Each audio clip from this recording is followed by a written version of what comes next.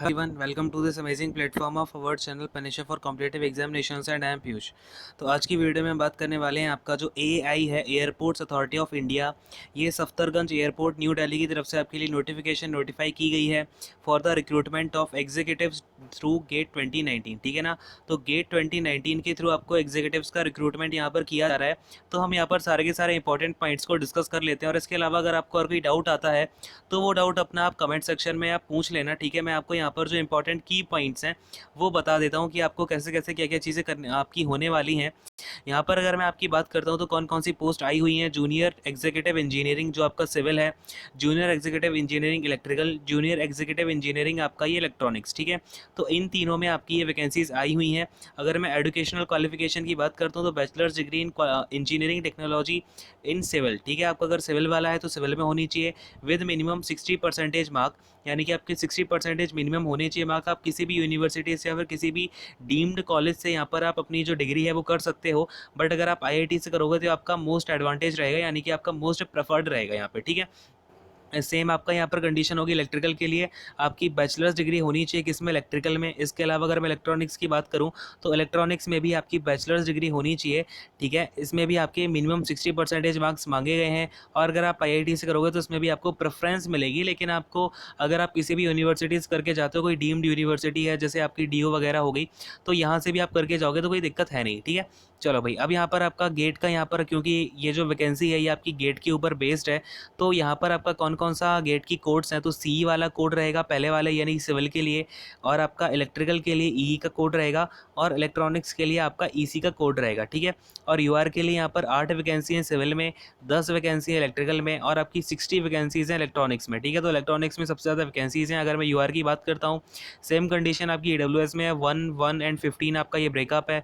अगर मैं ओबीसी की बात करता हूँ तो 2, 1, 45 ये आपका ब्रेकअप है, 1, 1, 19 ये भी इस तरीके से आपका ये पूरा का पूरा ये ब्रेकअप दिया हुआ है। ठीक है, अब अगर मैं आपका और इंपॉर्टेंट चीज़ों की बात करता हूँ तो आपकी जो नेम ऑफ पोस्ट है यहाँ पर आपका फिजिकल रिक्वायरमेंट दिया गया है। ठीक है, तो आपको bending, seeing, manipulation by fingers होना चाहिए, कम्युनिकेशन, वॉकिंग, सिटिंग, स्टैंडिंग, है ना।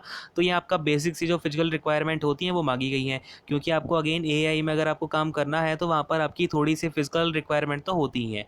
ठीक है, फिर ये आपका मेडिकल रिक्वायरमेंट्स हैं, और फिर ये कैटेगरीज हैं फॉर डिसेबल सुटेबल कैंडिडेट। ठीक है, तो ये सारी बातें हैं आपकी। और अगर मैं आपको यहाँ पर बात करता हूँ सबसे इंपॉर्टेंट बात की, तो एज लिमिट आपकी हो जाती है, मिनिमम एज है 27 ईयर्स। ठीक है, सॉरी, मैक्सिमम एज है आपकी 27 ईयर्स, और मिनिमम एज का यहाँ पर कोई क्राइटेरिया है नहीं। आपने अगर गेट का एग्जामिनेशन दिया है तो ऑफकोर्स आप यहाँ पर 21 से अबव भी होगे। ठीक है, तो ये सारी बातें यहाँ पर। अगर मैं आपसे बात करता हूँ एज रिलैक्सेशन की, तो एज रिलैक्सेशन है आपका 5 ईयर्स का एससी एंड एसटी के लिए, और ओबीसी के लिए यहाँ पर 3 ईयर्स का रिलैक्सेशन है।